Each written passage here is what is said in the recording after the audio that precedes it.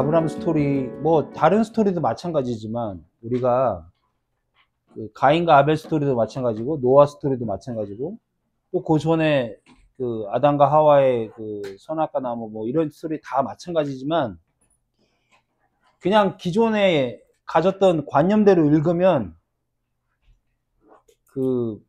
그냥 쭉 읽어 나갈 수 있어요. 그죠? 아무 생각 없이 읽으면 어릴 때부터 배워왔던 이야기처럼. 근데 우리는 그렇게 보려고 공부하는 게 아니잖아요. 그렇죠? 정말 성경을 다시 보고 싶은 마음이 있는 거잖아요. 그죠? 그래서 도대체 이게 왜 이런 스토리를 우리에게 주셨을까를 고민을 하고 그런 끝에 요런 히든 미닝이 있지 않나?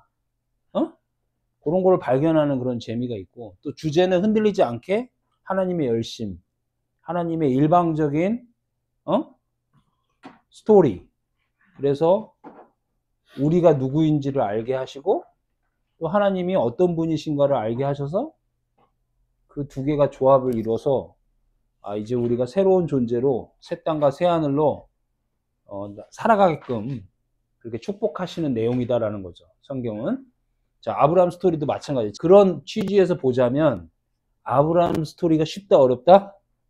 결코 쉽지 않다. 말 안 듣고 가나안 땅에 기근이 있으니까 가나안 땅으로 약속의 땅에 있어야 되는데 애국까지 내려갔다가 거짓말하고 겨우 하나님의 은혜로 탈출했다.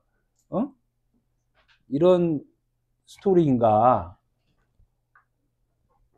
라는 거죠. 근데 그 요소마다 굉장히 그 숨은 의미가 있다는 거죠. 오늘 이따가 제가 자세하게 얘기할 부분은 아닌 것 같은데 연도가 잘 안 맞아요. 그러니까 저는 그렇게까지 자세하게 연구를 안 하는 스타일이긴 하지만 못하기도 하고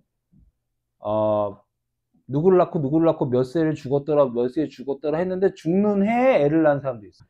낳다가 죽었나? 하여튼 그런 것도 있고, 그 다음에 이 아브라함의 이거 연도를 따져보면 잘 안 맞아요. 나 옛날에 예. 예, 안 맞아요. 그래서 다 썼어. 그래서 이제 성서가 팩트를 제공하지 못할 때가 있다. 근데 그것이 전체의 주제를 훼손하지 않는다는 거죠. 그렇게 봐야 되지. 이걸 팩트대로 그럼 노아의 방주는 어디 있어? 아라라산이 어디 있어? 또 어떻게 전 세계가 물에 일시에 잠길 수가 있어? 지난번에도 우리 나눴잖아요. 한 규빗 7규빗을 했는데 산이 다 보였더라. 잠겼더라. 그런 창조과학의 아규먼트 속으로 빠져들어간다 이거야. 그게 뭐냐면 그렇게 따지면은 공부 못해요. 그러니까 성서는 그런 내용을 뒷받침할 만한 책이 아니라는 거지. 뒷받침할 목적의 책이 아니라는 거지. 성서는 우리가 지난 시간에도 나이를 따지면 4억 무슨 7천 몇만 그래서 말이 안 맞아 이게. 그렇게 따지잖아요. 근데 이제 인간의 그 이성과 과학과 그 탐구심이 그걸 막 증명하고 싶어 하는 마음이 있다는 거죠. 그래서 증명을 해보려고 노력을 하고 있는 거죠. 근데 그것이 과연 지금 이 성서가 말하고 있는 그 목적으로 가느냐, 그건 아니라는 거지. 아닐 가능성이 있다는 거지. 높다는 거지. 예를 들어서 이제 얘기를 전개해 보겠는데, 오늘 이제 아브라함 이야기를 지도를 통해서 내가 아무리 12장을 계속 읽어봐도 이 지도를 갖고 설명하는 게 좋을 것 같다는 생각이 들었어요. 그리고 수많은 지명들이 새롭게 나오거든요. 근데 그 지명들이 예수 그리스도의 시대까지 이어지는 지명들이에요. 예를 들어서 세겜이 수가거든요. 수가 그러면 뭐 생각납니까? 수가성, 요한복음 수가성 여인이 나오는 거잖아요. 우물가의 여인이. 그게 세겜이에요. 물론 야곱과 요셉 이야기도 세겜이 나오죠. 그 다음에 헤브론으로 올라오죠. 베델과 아이성 가운데 있는 헤브론으로 올라오는데, 헤브론은 뭐가 되죠, 나중에? 그쵸? 성읍이 되죠. 연합이라는 예루살렘이 성읍이 되잖아. 그 다음에 뭐 모래 상수리 같은 것도 마찬가지고. 상수리 나무들이 계속 나오거든요. 그러니까 이제 지금의 왜 이런 이야기를 하냐면 지금의 아브라함 스토리가 이제 창세기 12장으로 전개가 시작이 되는데 그것이 예수님의 시까지 쭉 전개가 되는 스토리라 이거죠. 그래서 중요성이 있는데 과연 이 스토리가 어떤 스토리냐 이거야. 도대체 주제가 뭐냐 이거야. 주제가. 이거를 알고 파악하는 게 중요하다 이거죠. 주제를. 첫 번째 꼭지는 뭐냐. 우리가 지난 시간에도 나눴지만 요 톨레도 이 톨레도시라는 것은 이제 족보라든지 가게라 같은 건데 이 아담으로부터 시작된 톨레도시 요렇게 해서 셋으로 내려가잖아요. 그죠? 그 셋으로 내려가는데 10대에 걸쳐서 노아가 나온다 이거지. 근데 노아의 뜻이 안식과 아니란 말이에요. 근데 노아에게는 누가 있어요? 또 세 아들. 똑같은 그림 같지 않아요? 그쵸? 그러니까 10대를 한 유닛으로 해가지고 전개가 비슷하다는 얘기예요. 그쵸? 그때 노아의 세 아들이 있는데 셈, 함, 야벳인데 이 셈이 이름이란 뜻이고요. 또 여기서는 에노스가 여호와의 이름을 불렀더라 하고 나오는 거죠. 그죠? 그러니까 하나님의 이름을 불렀더라는 얘기는 우리의 정체성이 하나님의 이름을 인식하기 시작할 때가 이 계보다라는 얘기를 하고 있는 거죠. 또 마찬가지로 이 셈의 계보를 따라서 또 노아부터 10대를 내려가면 누가 있는 거예요? 아브라함이 있는 거죠. 그러니까 요 스토리가 한데, 그러니까 요 스토리가 한 대가 나오는 거고, 요 스토리가 한 대가 나오는 거고, 이제 아브라함의 스토리가 또 한 대가 나오는 거죠. 그래서 이제 여기가 창세기 12장의 스토리가 여기서부터 펼쳐지는 거죠. 그렇죠? 자, 노아의 아들이 셈, 함, 야벳이 있는데 이 함의 뜻이 뭐예요? 포로와 속박이라는 뜻이에요. 네 아들이 있는데 그 중에 함을 소개할 때 누구의 함의 아들은 가나안이다 이렇게 나오죠. 이제 가나안은 일곱 족속의 대변인이고 그 일곱 족속을 대표하는 것은 뭐 일곱 귀신 얘기 나오죠. 그 신약에 보면 그죠? 일곱 귀신 들린 자 누구예요? 막달라 마리아죠. 그죠? 그리고 군대 귀신 이야기 나오죠. 뭐 이런 이야기들이 나오는데 이게 다 누구 얘기하는 거예요? 우리 얘기하는 거죠. 그죠? 그리고 검은 땅을 나타내는 구스가 있고 미스라임이 있어요. 미스라임. 지난 시간에 미스라임을 잘 얘기를 안 했는데 이 미스라임이 뜻이 뭐예요? 애굽이라는 뜻이에요. 여기 이제 애굽으로 내려가잖아요. 그게 미스라임이에요. 근데 이것도 역시 묶여 있다. 포로란 뜻이에요. 속박, 포로란 뜻이에요. 그 다음에 이제 세 번째 아들이 야벳인데 야벳의 뜻은 뭐예요? 연합된 자란 뜻이에요. 그래서 이걸 설명할 때 9장 27절이 굉장히 중요하다고 얘기했죠. 그죠? 그죠? 야벳이 창대케 되리라. 어떻게 해요? 셈의 장막에 거하게 되면서. 그죠? 근데 야벳이 셈의 장막에 거하면서 창대케 되리라라고 얘기하시면서 뭐라 그래요? 함은 그의 함이 아니지. 참. 누가? 가나안이 너의 종이 되게 하리라. 이렇게 나오잖아요. 그게 이 노아 스토리의 핵심인 거죠. 자, 그리고 이제 아브라함 이야기로 들어갑니다. 자, 지금 이제 뭐를 인식하고 있어야 되냐면 첫 꼭지가 뭐냐면 제라입니다. 제라. 제라가 뭐죠? 씨예요. 그러니까 씨는 더 자세하게 말하면 남자가 여자를 만나서 자녀를 낳는 이야기잖아요. 우리 생물학적으로 본다면. 그러니까 이 성서적으로 씨면 아들 낳는 이야기다. 아들. 그러니까 아들로 나오게 하는 이야기인 거예요.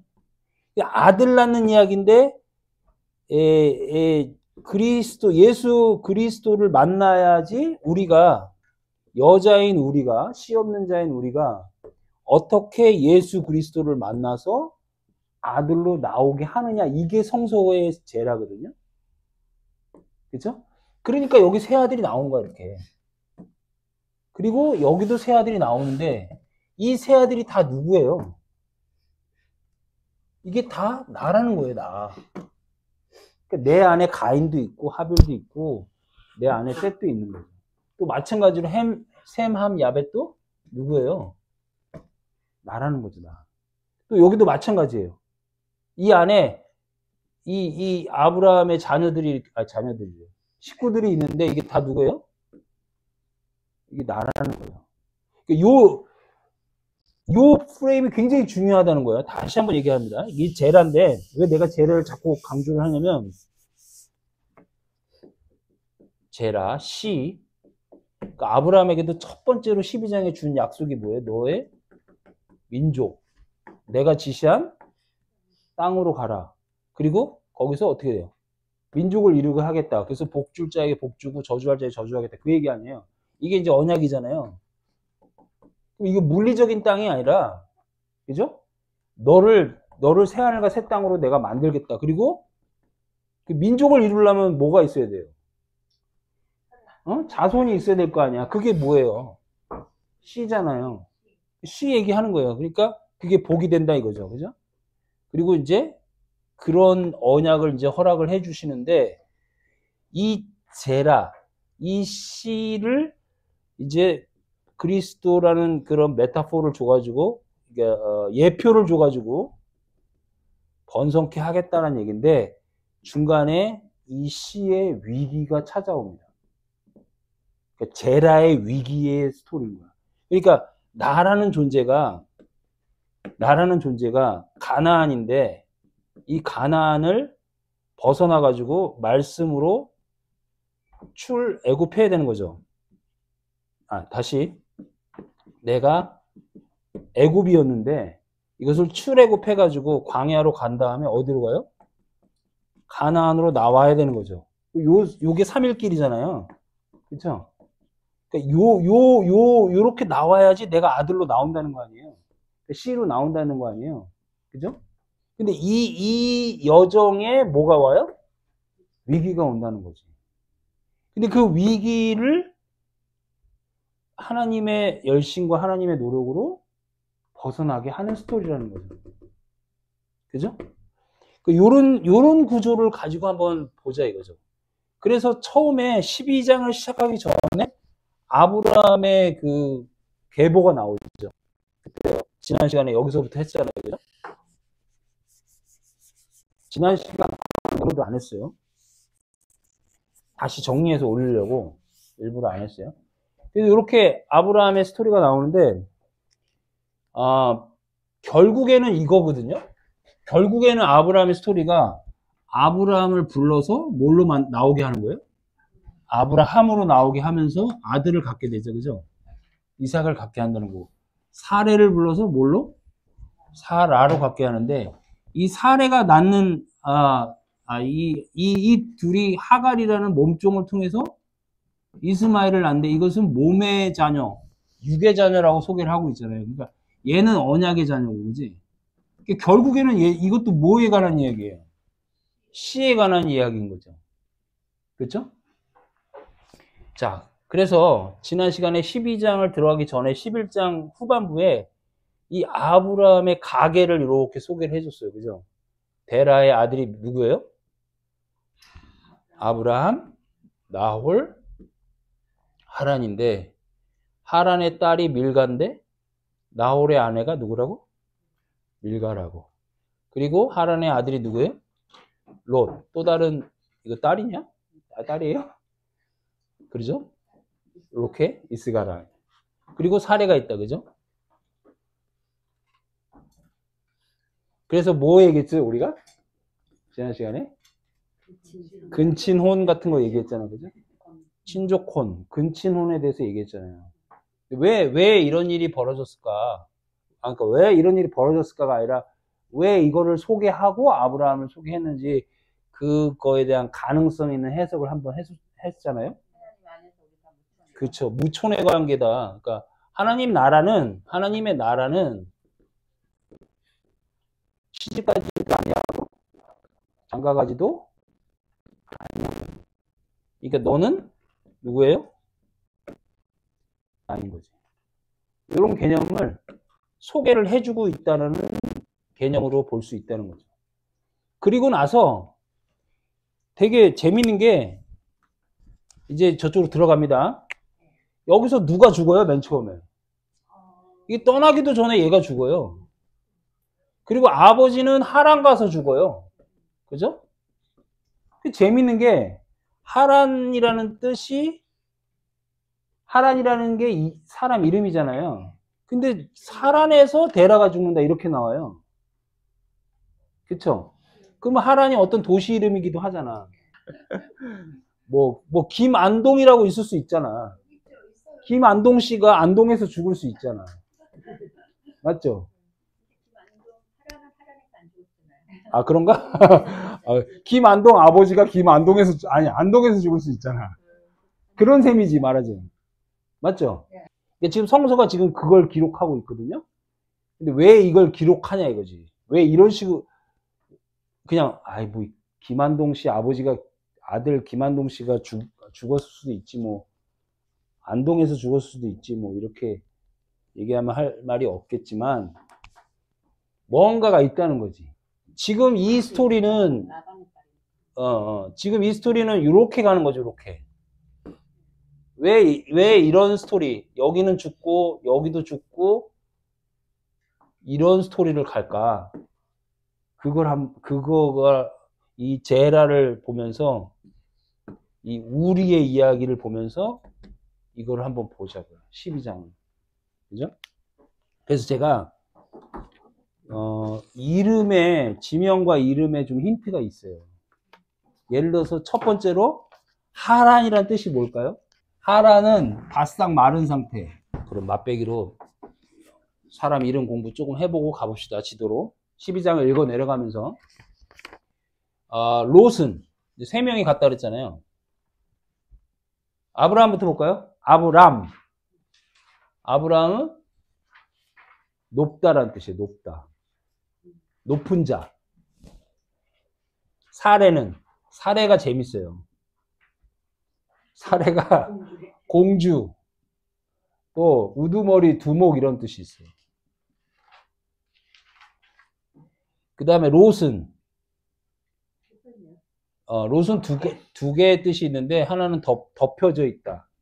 그러니까 베일로 덮여져 있다는 뜻이 있고 또 하나는 불 붙이다라는 뜻이 있어요. 불 붙다.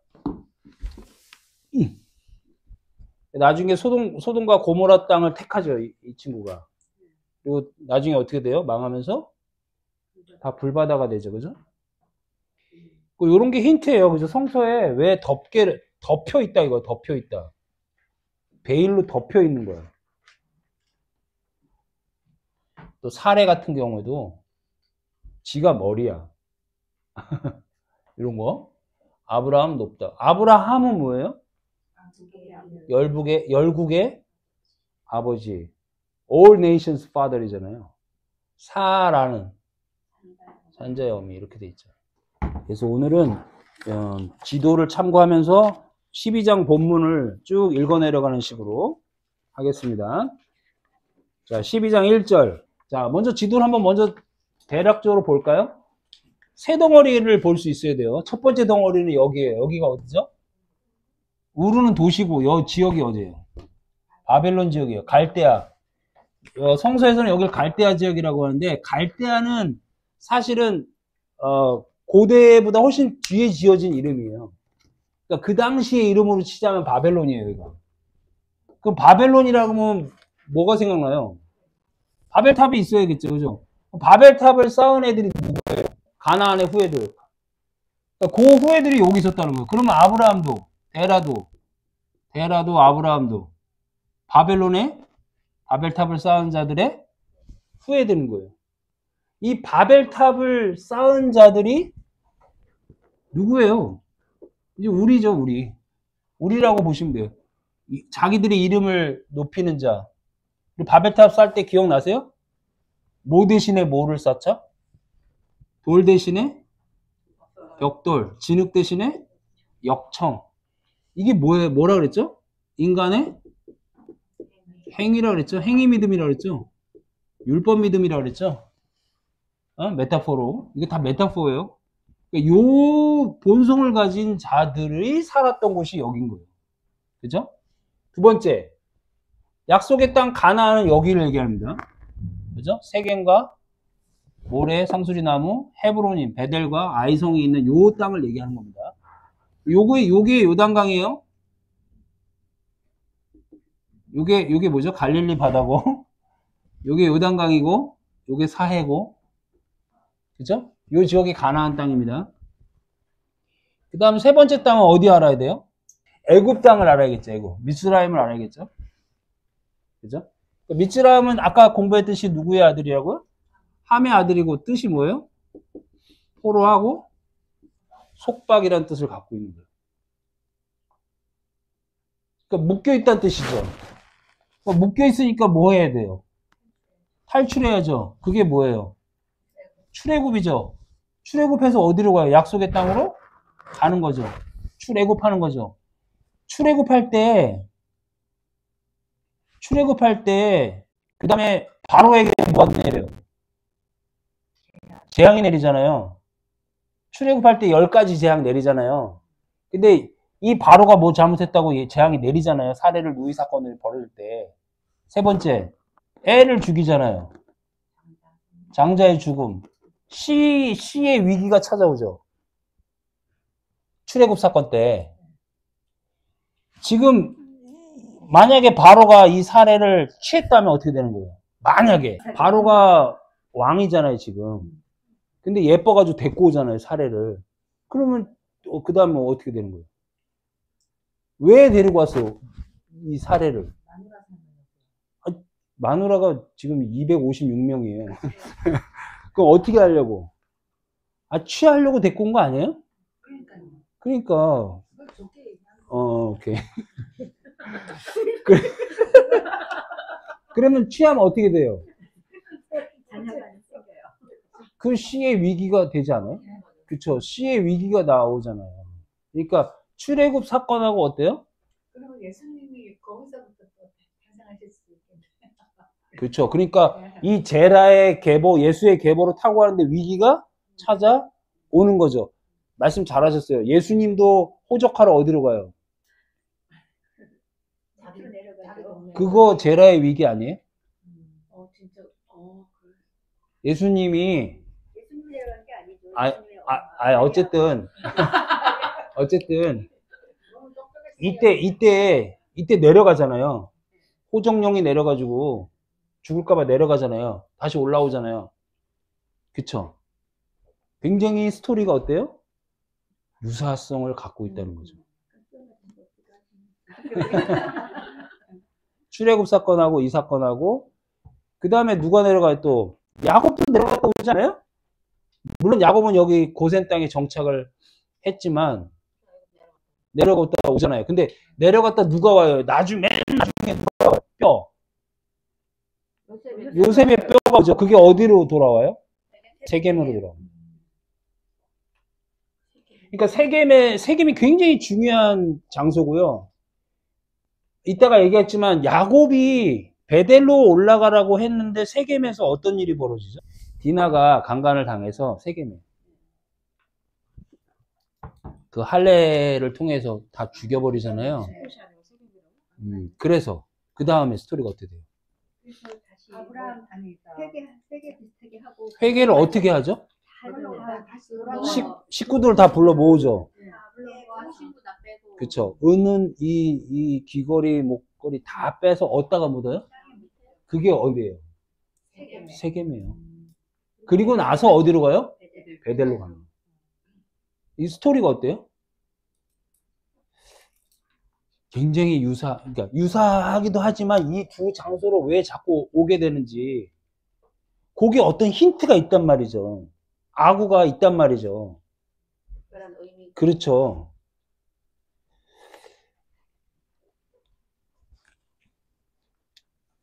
그거를 발견하는 재미가 있는 거죠. 어떤 그 포인트가 있어요. 한번 잘 풀어지기를 바라면서 12장 1절 여호와께서 아브라함에게 이르시되, 그러니까 이거를 먼저 또 이제 이게 스토리가 챙겨야 될 게 뭐예요? 이거예요. 아브람이에요. 우리가 공부하는 내용은 아브라함이 아니에요. 아브라함은 이 아브람에서 함이 되면 뭐가 들어가야 돼요? 루아흐, 호흡이 들어가야 돼요. 함, H가 들어가 있는 거고. 사례도 마찬가지예요. 사라하, 이게 사라, 이렇게 되잖아요. 여기 이렇게 되는 거고. 이게 이제 99세에 할례를 받고 100세에 몰라요? 이삭을 낳으면서 아브라함이 되는 거예요. 그죠? 요게 씨를 가져야지 되는 거예요. 그 얘기를 보여주는 거죠. 여호와께서 아브라함에게 이르시되 너는 너의 고향과 친척과 아비의 집을 떠나 내가 내게 보여줄 땅으로 가라. 우리가 이제 눈에 보이는 관계성, 고향, 우리 뭐 다 이민자들이니까 떠나왔겠지만서도 그거를 내가 갖고 있는 것들, 내가 집착하고 있는 것들, 내 오리진, 내 컴포트 존, 이걸 다 떠나라는 거죠. 그래서 내가 보여줄 새 땅으로 가라는 거죠. 그러면 씨를 갖게 되고 아들로 나오게 되면서 민족을 이루고 복을 주어서 이름을 창대하게 하려니 너는 복이 될지니라.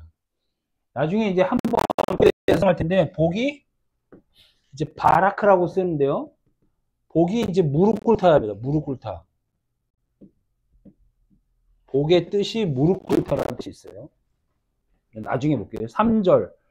너를 축복하는 자에게 내가 복을 내리고 너를 저주하는 자에게 내가 저주하리니 땅의 모든 족속이 너로 말미암아 복을 얻을 것이라 하신지라. 이에 아브라함이 여호와의 말씀을 따라갔고 롯도 그와 함께 갔으며 아브라함이 하란을 떠날 때 몇 세요? 자, 이제 여기서는 하란을 떠날 때 75세, 여기를 하겠네. 70. 여기서 떠난 건 좀 생략돼 있네, 그죠? 맞지? 11장에 아마 있을 거야. 하란이 여기서 죽고 갈 때 여기 떠났더라가 11장 끄트머리에 있을 거예요. 75세입니다. 자, 그러니까 이거 잘 생각하셔야 돼요. 몇 세에 이삭을 낳아요? 100세에 나니까 몇 년 흘렀어요? 25년 흘렀어요. 이에 아브라함이 여호와의 말씀 따라 했고 5절. 아브라함이 그의 아내 사레와 조카 롯과 하란에서 모은 모든 소유와 얻은 사람들 이끌고 가나안 땅에 내려가려고 떠나서 마침내 가나안 땅에 들어갔어요. 6절. 아브라함이 그 땅을 지나 세겜 땅 모래 상수리 나무에 이르니 그때 가나안 사람이 이 16절이 굉장히 중요한 절이에요. 왜 그러냐 잘 보세요. 어디 뭐가 나와요? 세겜 땅, 그 다음에 모래, 그 다음에 상수리 나무, 그 다음에 그쵸. 그때 가나안 사람들이 거기에 거주하였더라. 그게 중요한 거예요. 자, 요거 설명할게요. 잘 한번 따라와 보세요. 세겜의 뜻이 이제 일로 왔어요. 왔는데 세겜의 뜻이 첫째 무슨 뜻? 어깨란 뜻이 있고요. 두 번째 일찍 일어나다라는 뜻이 있어요.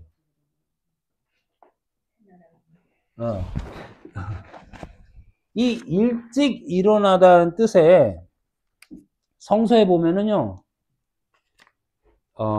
일찍 떠났더라, 아침에 일찍 떠났더라는 표현이 굉장히 많이 나와요. 아브라함이 이삭을 들을 때도 아침에 일찍 떠났더라 그런 표현들이 나와요. 그렇죠. 제가 거기다가 지금 참고 표시를 해놨어요. 지도에 보면은 조그맣게 창세기 28장, 출애굽기 24장, 출애굽기 34장 보면은 다 일찍 떠났더라 이렇게 나와요. 자, 이게 무슨 말일까요? 먼저 이제 세겜에 대해서 이렇게 봤고 일찍 떠났더라, 아침에 일찍 일어났다라는 것은 하나님을 만난다는 장소, 만남을 얘기하는 거죠, 그죠? 하나님의 임재나 하나님의 만남을 암시하고 있는 겁니다. 세겜이라는 뜻은. 어깨라는 뜻은 예수님이 어깨에 대해서 얘기 많이 했죠, 그죠? 특히 멍에, 내 멍에는 쉽다고 얘기하잖아요, 그죠? 내 멍에를 메고 배우라 그러잖아요. 자, 그 다음에 모래. 자, 모래는 무슨 뜻이에요?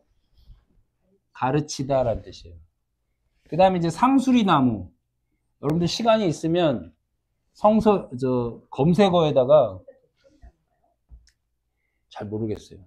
상수리나무라고 쳐보세요. 그럼 성서에 나오는 상수리나무를 딱 쳐보면 한 10가지 예가 쭉 나와요.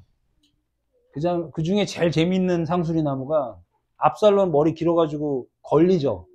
그 나무 이름이 상수리나무예요. 어? 근데 상수리나무 뜻이 뭐냐면 거목이라는 뜻이에요. 큰 나무. 어? 옛날에 저도 시골에 산 적이 있는데 시골에 가면요. 괜찮아. 시골에 가면요. 그 시골 마을에 산이 하나 있잖아요. 그 중에 그 산에 여러 나무 중에 큰 나무가 하나 있어요. 그죠? 거목. 거기 가면은 뭐 하는 줄 알아요? 그렇지. 다른 나무 말고 좀 큰 나무, 랜드마크 같은 큰 나무에는 반드시 뭐 식은 밥이 밑에 떨어져 있거나, 그렇지. 수호신 역할을 한다고. 뭐 선앙당 이름 비슷하게. 응? 자, 근데 잘 보세요. 가르친단 말이야. 큰 나무가 가르치고 있어. 또는 큰 나무 밑에서 가르친단 말이야. 이 뭘 의미할 것 같아요? 지금 예수 그리스도를 의미하는데 어깨고 아침에 일찍 일어난다는 것은, 아침에 일찍 떠난다는 것은 하나님의 임재를 향해서 간다는 거거든요. 그런데 그 뒤에 뭐라고 붙어 있어요? 거기에 누가 살았다? 가나안 사람들이 거주했다 이렇게 돼 있죠. 그러면 이 사람들은 지금 7족속이잖아요. 예? 그러니까 이 사람들은 지금 우상 숭배를 하는 사람들이잖아요. 그렇죠? 그러니까 예수 그리스도의 말씀으로 충만해야 될 이 어깨에서 다른 가르침을 하고 있다는 거죠. 마치 마을의 큰 나무에 뭐 선앙당 이런 걸 하는 것처럼 가나안 사람들이 거기에 있었더라 하는 것은 뭐예요? 거짓 가르침을 하고 있는 사람들이 거기에 살았더라 라는 거죠. 그래서 그것을 성서는 뭐라 그래요? 계속 행음했더라 이렇게 나오는 거예요. 그러니까 행음하고 있던 거죠. 왜? 이 땅에 뭐가 있었다? 기근은 양식이 있다 없다? 양식이 없는 걸 기근이라고 하잖아요. 그쵸? 이제 악어가 좀 맞죠? 에? 세겜 땅이 좋은 의미인데 우상을 땅에 묻고 야곱이 우상을 땅에 묻고 베델로 올라가는 그 기착점이잖아요. 근데 우상을 땅에 묻지 않으면 어떻게 되는 거예요? 그 전 스토리처럼 야곱의 형제들이 할례 갖고 전쟁을 한 것처럼 행음하는 장소처럼 돼버린다는 거죠. 지금 이 장소는 모래 상수리 나무는 굉장히 중요한 장소인데 여기에 가나안 사람들이 말씀의 양식을 가지고 있지 않은 거죠. 그래서 이 땅에 기근이 들어온 거죠. 그래서 남방으로 내려가는 겁니다. 그러니까 사실은 세겜 땅이 하나님이 약속한 땅이죠. 그죠? 베델이고. 근데 그 땅에 와보니까 말씀이 없는 거야. 기근인 거야. 그러니까 애국으로 인도하셔가지고 어떻게 해요? 나오고 이렇게 하는 거죠. 그쵸. Yes. 그런 내용들을 보여주는 거죠, 지금. 그게 6절이 굉장히 그래서 중요한 어떤 센텐스인 거죠. 가나안 땅하고 가나안 가나안 족속들이 살았던 데가 가나안 땅인 건가요? 아니면 얘기했던 그 하란이 사람 이름이고 또 하란이 지명인 거였던 것처럼 그게 저는 계속 헷갈린 게 가나안이 약간 젖과 꿀이 흐르는 어떤 그 정말 하나님의 약속의 땅이라고 그렇게 하잖아요. 네네. 근데 이제 가나안 족속하고 되게 헷갈려져 갖고 가나안 족속들은 다 전멸시키라고도 그러잖아요. 예, 알겠어요. 되게 좋은 질문이에요. 가나안 땅은 약속의 땅인데 가보니까 가나안 7족속이 살고 있는데 그들은 하나님의 진리의 양식을 먹고 있지 않은 거죠. 그러니까 진멸을 해야 되는 거죠. 그리고 우리가 가나안 땅이라는 것을 3일길을 거쳐서 애굽, 광야, 가나안 이렇게 가야 되잖아요. 어? 출애굽도 마찬가지잖아요. 애굽, 홍해, 광야, 말씀 받아서 광야, 그 다음에 가나안 들어가잖아요. 들어갔는데 아이성에서 뭐가 있어요? 아간의 뭐야 그 횡령? 그래서 아간이 그 다음에 또 무너지잖아요, 그죠? 그러니까 폐허시키는 거죠. 그리고 가나안 땅으로 들어가는 일곱 족속이 있잖아요, 그죠? 그러니까 가나안에 두 번 물을 건너서 가나안에 들어가서 이제 약속의 땅으로 들어갔으니까 됐네요. 그게 아니라는 거죠. 진짜 영적 전투는 거기서부터 시작된다. 그런 의미를 담고 있는 거죠. 그래서 6절이 이 히브리의 원어로 봤을 때 굉장히 중요한 의미를 갖고 있다는 거죠. 6절이. 7절. 여호와께서 아브라함에게 나타나 이르시되 내가 이 땅을 네 자손에게 주리니. 시 얘기를 계속합니다. 자기에게 나타나신 여호와께 그가 그곳에서 제단을 쌓고, 자 8절. 거기서 베델 동쪽 산으로 옮겨 장막을 치니. 자, 잘 보세요. 이런 것도 굉장한 힌트인 거예요. 베델 동쪽 산으로 옮겨 장막을 치니 서쪽은 베델이요 동쪽은 아이라 이렇게 돼 있죠. 그럼 앞에 말은 헷갈리기가 되게 쉬워요. 이분의 서쪽은 뭐예요? 베델. 동쪽은 아이인 거예요. 앞에 문장 때문에 헷갈리면 안 돼요.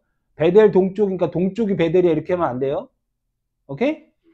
자, 이거 뭐예요? 성소를 봤을 때 문이 딱 하나 났다 그랬죠. 이쪽이 어느 쪽이에요?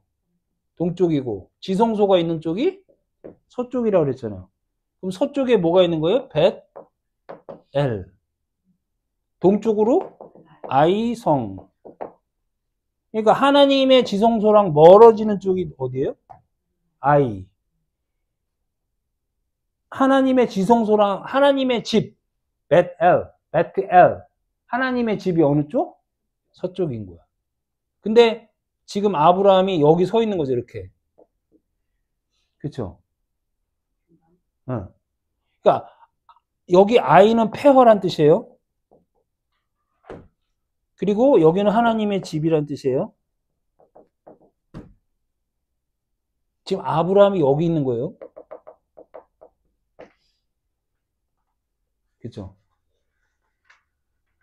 재단을 쌓은 데는 그 중간에서 쌓은 건가요? 그렇겠죠? 이거 뭘 얘기할까요? 아직 아브라함인데 아직 이 속에 뭐가 있어요? 베델도 있고 아이도 있고 둘 다 있는 거지. 노래 한 곡 하시죠. 그러니까 이 기근이 있는 땅, 응? 이 모래 상수리 나무에 사람들이 거주하는 내 속에 베델도 있지만 내 속에 아이도 있는. 하나님의 명령을 따라서 이렇게 왔는데, 아직 루와 흐가 안 온 거야. 루와 흐가. 그러니까 지금 두 개 이렇게 있는 거야. 두 개가. 그러고 나서 남방으로 갔네요. 그렇죠. 남방. 이거 방향성이 아니에요, 이건. 남방은 여기죠, 그죠? 이 남쪽으로 내려간 거예요, 그죠? 성서의 동쪽은 반드시 안 좋은 쪽입니다. 그죠? 롯 땅으로 갔을 때도 동쪽으로 갔고, 바벨탑 쌓은 사람들도 스발 동쪽으로 갔다고 됐잖아. 안 잊어버려. 가인의 후예인가? 가인의 후예도 그렇고, 여기 어디야? 하메스 후예, 욕단, 스발 동쪽으로 갔다고 이렇게. 그리고 동방박사가 동쪽에서부터 이렇게 오잖아요. 그죠? 예물을 가지고. 그러니까 동쪽은 안 좋은 거예요. 자, 그곳에서 여호와께 여호와의 이름을, 제단을 쌓고 여호와의 이름을 불렀더라. 그리고 점점 어디로요? 남방으로 옮겨졌더라. 이제 이거는 이제 하나님이 이 남방으로 인도하셔야 되는 거죠. 그죠? 왜? 시켜야 되는 거야. 10절 그 땅에 기근이 들었으므로 아브라함이 애굽에 거주하려고 그곳에 내려갔으니 이는 그 땅에 기근이 심하였어요. 기근이가 계속 나오잖아. 양식이 없다는 얘기죠. 먹을 양식이 없다는 얘기. 자, 뭐 그런 의미도 있을 수 있겠죠. 11절 그가 애굽에 가까이 이르렀을 때 그의 아내, 여기 잘 보세요. 이제 살해 이야기 나옵니다. 요거 누이 사건 나옵니다. 이 누이 사건 내가 이제 설명할 테니까 잘 쫓아오세요. 그의 아내 사라에게 말하되 내가 알기에 그대는 아리따운 여인이라. 이 말투가 웃기지 않아요? 여보, 내가 알기에 당신은 너무 예뻐. 내 눈에는 이 알기에, 내가 알기에. 내가 보기에 이런 뜻인가? 내가 보기에. 어쨌든 좀 봅시다. 애굽 사람이 그대를 볼 때에 이는 그의 아내라 하여 나는 죽이고 그대는 살리리니. 그래서 그렇죠. 우리 그렇게 배웠죠. 야, 얼마나 첫 번째 오해는 뭐냐면 아브라함이 욕먹는 이유. 자기 살려고 자기는 살려고 마누라를 팔아먹어. 파라오가 마누라 취하면 좋아? 뭐 이렇게 나오는 거죠. 두 번째, 사례가 이쁘다고 뻥쳐가지고. 근데 되게 웃긴 게 그쵸? 그렇죠. 바로가 아니라 누구죠? 15절 바로의 고관들이라고. 고관들. 이 고관이 뭐예요? 바로의 고관들. 높은 관직의 사람들이죠. 우두머리죠. 이 살의 뜻이 뭐예요? 두목 우두머리예요. 똑같은 놈들이에요. 사례랑 고관 간직이랑 똑같은 놈들이라고요. 근데 내가 질문 하나 드릴게요. 아브라함이 하란을 떠날 때 몇 살이었어요? 그러면 사례는 몇 살이었게요? 근데 여기 떠날 때 65세니까 여기 애굽에 갔을 때는 몇 살 더 먹었겠죠? 그러면 대충 67세라고 합시다. 자기 아내가 67세인데 딱 보면서 야 너무 예뻐. 너 딴 데 나가면 사는 방법을 아는 거죠. 파라오가 잡아가 너. 왕이 잡아가 라고 했을까요? 여기 객관적으로도 예쁘다고. 고관들도 이쁘다고. 누가 객관 뭐 고관들이 고관이 애굽에 애굽 있었을 때 애굽 사람. 그러니까 얘네들 같은 애들이라니까. 그러니까 얘네들이 그러니까 우리가 생물학적으로 자연사적으로 보면 67세에 이렇게 모두가 객관적으로 예쁘다고 할 만한 미가 아니잖아요. 그리고 이 기근이 심해가지고 여기를 걸어서 이렇게 1000km 정도 되는데 내려갔을 때 좋아. 그러면 좋다. 그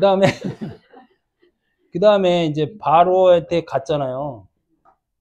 근데 바로가 이 여자를 취하지 않잖아요. 그러니까 이것도 희한한 거예요. 하고 싶었는데 하나님이 바로의 궁으로 이끌어드렸잖아요. 그런데 아무 일 없었잖아요. 그것도 참 이상한 거예요. 그러니까 이런 부분들이 지금 뭔가를 말하고 싶어 하는 거예요. 이게 이 사람이 정말 미인이어서 이런 일이 벌어진 게 아니라 지금 뭘 얘기하고 싶은 거예요.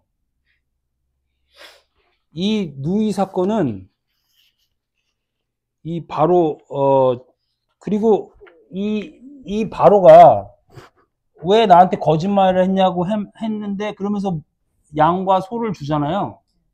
그러면 거기 한번 읽어봅시다. 12절부터 13절 원하건대 그대는 나의 누이라 하라. 그러면 내가 그대로 말미암아 안전하고 내 목숨이 그대로 말미암아 보존되리라. 14절 아브라함이 애굽에 이르렀을 때 애굽 사람들이 그 여인이 심히 아름다움을 보았고 바로의 고관들도 그를 보고 바로 앞에서 칭찬하므로 애굽 사람들도 그랬네. 그 여인을 바로의 궁으로 이끌어 들인지라. 사례의 뜻이 뭐라 그랬죠? 공주. 그 다음에 우두머리. 이게 지금 이거 내가 지금 머리가 되어 있는 상태인 거예요. 그러니까 나도 그렇고 누구도 그렇고 다 나를 뭐라 그래요? 이쁘다고 하는 거예요. 어? 이거를 알고 이 바로가 좋은 역할을 하면서 얘네들을 주고 나가게 하는 거예요. 사례는 제라의 위기를 벗어나고 하나님의 은혜로. 근데 사례의 지금 아이덴티티는 뭐예요? 지가 머리고 지가 잘난 줄 아는 공주병이 든 사람인 거예요. 사례의 정체성이 지금 그거예요. 그래가지고 한번 대입을 시켜보세요. 내가 복음으로 거듭나지 않은 사람은 내가 머리가 되고 내 인생은 나의 것, 내가 잘났고 내 머리가 최고고 내가 내 위주로 생각하잖아요. 그게 사례고 고관대작인 거예요. 내가 이쁜 거예요. 그러면 C를 가질 수 있어요, 없어요? 없어요. C의 위기가 오는 거예요. 만약에 바로가 사례를 취했다면, 아까도 말했지만 이 C가 다 어긋나는 거예요, 어떻게 보면. 그쵸? 그러니까 이걸 벗어나게 하는 역할을 누가 하는 거예요, 지금? 하나님이 하시는데 누구를 통해서? 바로를 통해서 하는 게 보여지는 거예요, 지금. 양소 이걸 왜 줘요? 재물을 주고 나가라고 하는 거예요. 그리고 다음 장에는 뭘 줘요? 은과 금을 줘요. 은과 금은 뭐에 쓰이는 거예요? 성막에 쓰이는 거예요.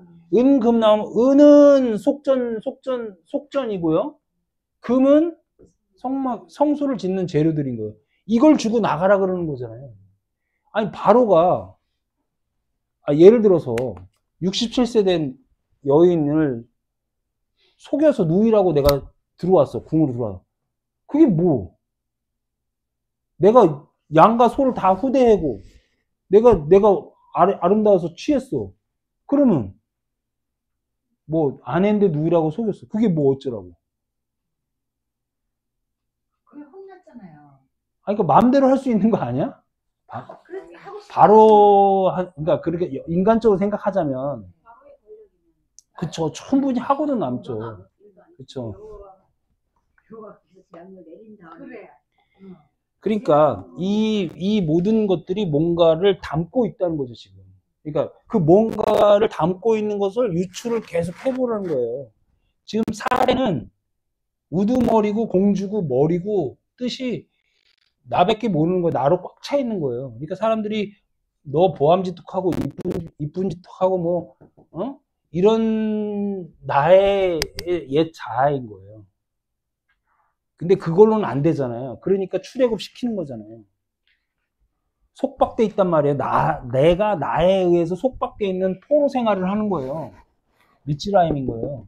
그러니까 여기서 나가게끔 하는 역할을 하는 거죠. 바로를 통해서. 그래서 제라의 위기를 넘어가게 하잖아요.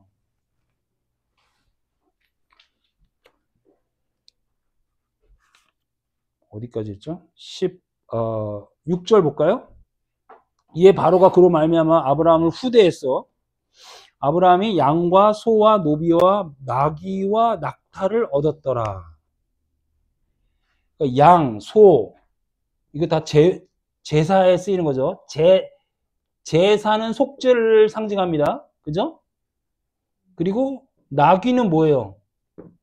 누가 나귀 타고 와요? 예수 그리스도의 그 나귀를 타고 오는 겁니다. 그 다음에 낙타도 마찬가지예요. 예수 그리스도를 상징하는 그 속죄 제물들을 얘기하는 겁니다. 17절 여호와께서 아브라함의 아내 사레일로 바로와 그 집에 큰 재앙을 내린지라. 이 재앙이라는 것은 이제 그 출애굽하게 되는 동기를 나타내는 거죠. 출애굽 때도 마찬가지죠. 10가지 재앙이 내리게 됩니다. 18절 바로가 아브라함을 불러 네가 어찌하여 나에게 이렇게 행하였느냐. 네가 어찌하여 그를 내 아내라고 내게 말하지 아니하였느냐. 19절 네가 어찌하여 그를 누이라 하여 내가 그를 데려다가 아내를 삼게 하였느냐. 네 아내가 어디 여기 있으니 이제 데려가라 하고.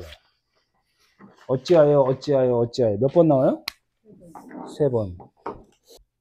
그치? 그 다음에 13장 2절 한번 읽어볼래요? 아브라함에게 율법과 은근히 통보하였다. 육축과 은금 이렇게 나오죠. 그러니까 그러면 거꾸로 누구죠? 아브라함 입장에서 한번 생각해 보세요. 거짓을 했죠. 거짓이 탈로 났죠. 근데 거짓하기 전에는 양과 소와 나귀와 노비와 낙타를 얻었고 탈로 나서 죽을 줄 알았는데 육축과 가축과 은과 금을 얻었어. 이게 모자란 거 없다고 이렇게 많이 얻어요. 아내를 팔아먹은 나쁜 놈이라며. 어떤 설교가 그러는데 뭐 하나님의 언약을 쫓아서 여기로 온 거 좋은 놈, 여기로 내려가서 거짓말한 건 나쁜 놈, 이상한 놈, 참 이상한 놈. 한 사람이 막 그렇게 되냐고.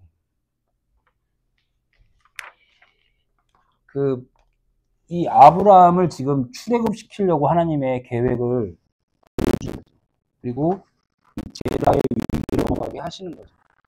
그죠? 그래서 결국 어디로 갑니까? 이제 베델, 헤브론에 가게 되는 거죠. 헤브론은 연합이라는 뜻이에요. 그러니까 연합 그러면 또 여기 생각나잖아요. 야벳. 그러니까 야벳을 어떻게 하게 한다? 창대하게 한다. 어디에 장막에 거한다?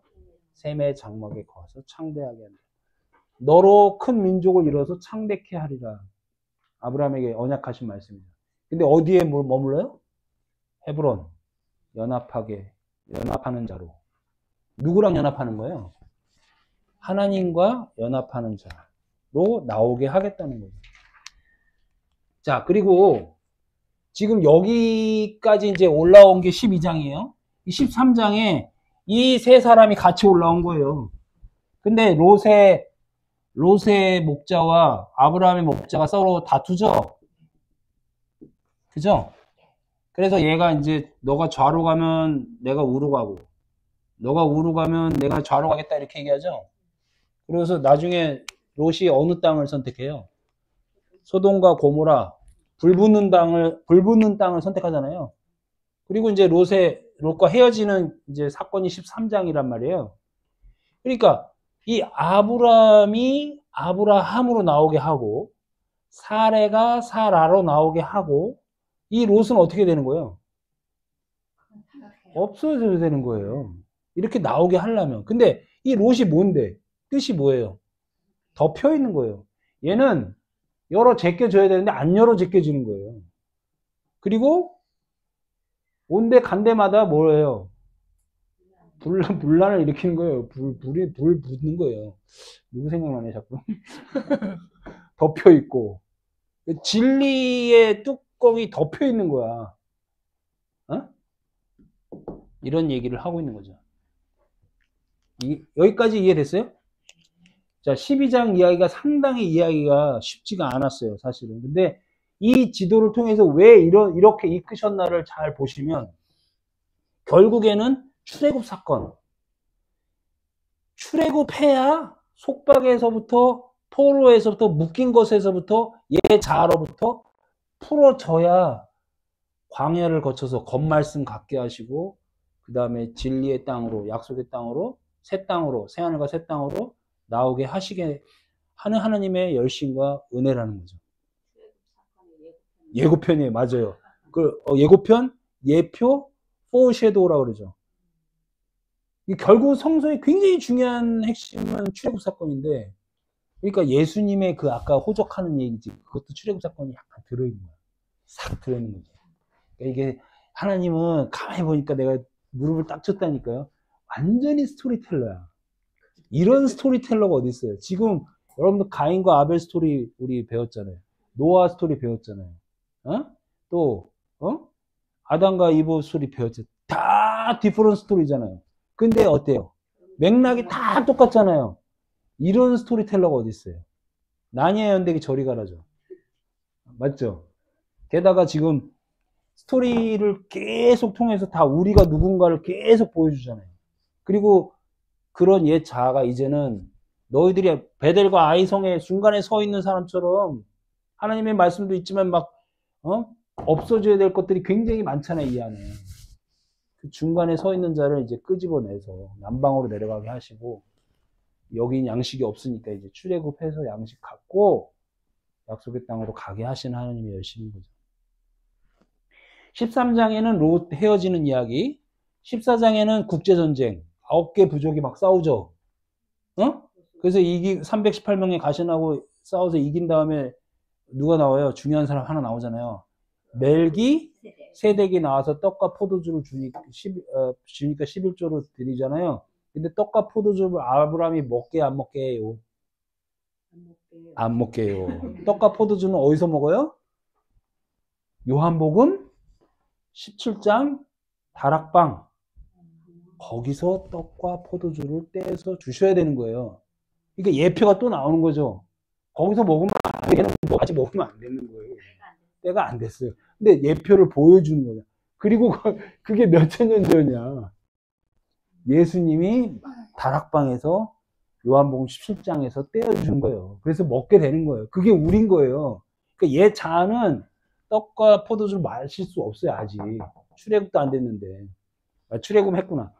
그 가난을 밀쳐야 되는데 그거 예표로 보여준 거예요. 예수님의 사가 피니까 아직 먹으면 안 돼. 그건 예표로 다 보여주는 거예요. 그리고 나서 이제 15장에는 언약식을 하죠.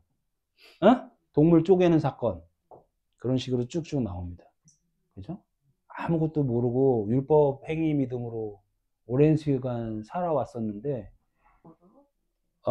무슨 얘기하고 싶냐면 누군가를 이렇게 부른단 말이에요.